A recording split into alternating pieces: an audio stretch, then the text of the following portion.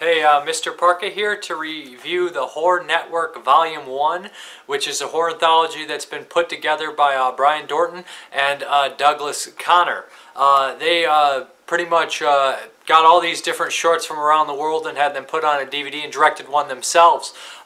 So there's some from the UK, there's some from Spain, there's some from America, and 5 shorts in total. No wraparound story, which kind of disappoints me because I'm a sucker for wraparound stories and horror anthologies. You know, I'm big on horror anthologies. I said it once, I'll say it a million times.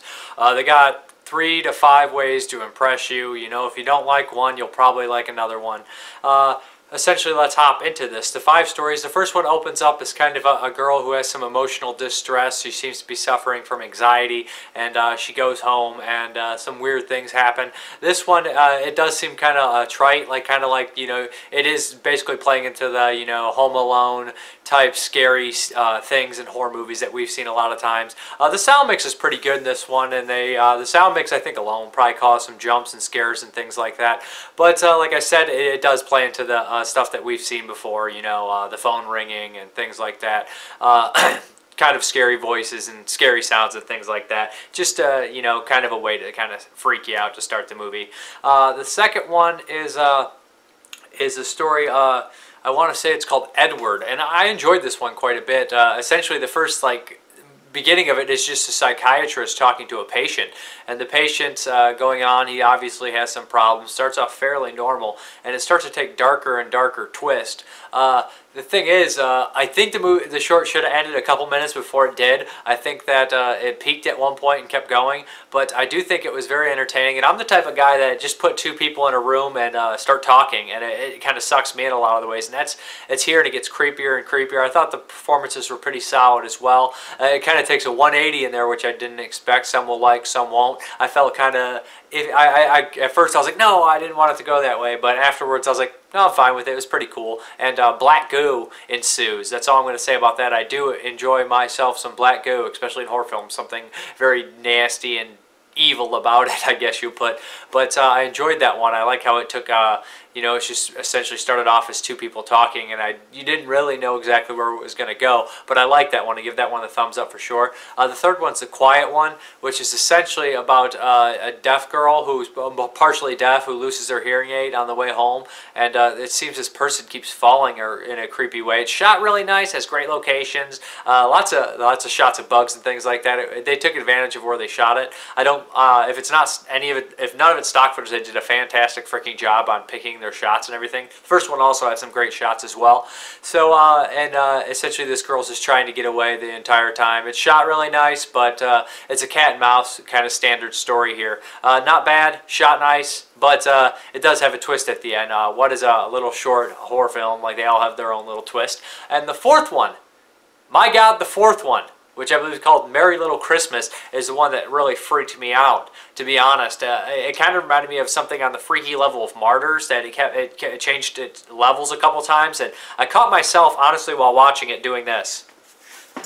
Checking behind me, which I typically do not do. I've done it a few times, I'll admit, but yeah, broad daylight, just getting a little freaked out. Merry Little Christmas is, I believe it's Spanish, I would say. I think so. Or Italian, but I'm pretty sure it's Spanish. But it's a very, very bizarre film. It's dark, it's bleak, it's kind of nasty. It's about 2 people suffering from the consequences of one for years and years, and someone not understanding the effects that trauma at a young child, to anyone, can have on someone, and what they mentally see and how they deal with things like that. I just want to say the one scene that really is actually horrifying is when the girl you get in her head and see what she sees. And they get this person who's in all these cosmetics, really, really skinny person playing a really great special effects, playing this really creepy image in this girl's head. I don't want to give too much away, but if you see the trailer, you'll know what I was talking about, and oh my God, it is just unsettling as all hell, to be honest. I really think that one has just so much unsettling imagery that it's well worth your your time to be freaked out. So I really got to give it up to the fourth one, just for the imagery alone is the best one in the bunch, to me at least. And the final one is actually by Brian Dorton and Doug Conner themselves. And I'm not always a huge fan of the religious stuff in films and things like that, just because I always thought it was kind of like an easy shock. But the way they do this, it's kind of cool because it's such on a small level here, and they chose not to have the actor speak, which is kind of always a unique, kind of strange approach to it. Black and white, no speaking. And I don't want to give too much away, but there's Bible quotes here and there throughout, and it's basically kind of gives you a glimpse of a killer. That's all I'll go into about that one. It does kind of remind you of maybe something like John Wayne Gacy and things like that. For the most part, it does feature, it's, you know, I don't want to say too much, but it does feature some pretty graphic things in there. I mean, not special effects wise per se, but just the graphic nature of something like that. If you take it in perspective of actually what's happening on the movie, it's pretty dark and nasty stuff. But all in all, I think there's a couple shorts I really liked. A couple I thought were pretty good, and you know, I didn't dislike any of them. I didn't think any of them were crap or anything like that. But you know, I enjoyed it. I'd watch a sequel for sure. I'll probably buy this when it comes out. They're looking for distro right now, but this is just a review for now. And I got a screener. I don't have anything to show you guys. But yeah, I'd say check this out if you guys like horror anthologies. I'll guarantee you'll like one of them. You know, I didn't hate any of them. I liked a couple of them quite a bit. I think most people will enjoy at least one of these quite a bit. But I'm Mr. Parka. Thank you very much for watching, and have a good one.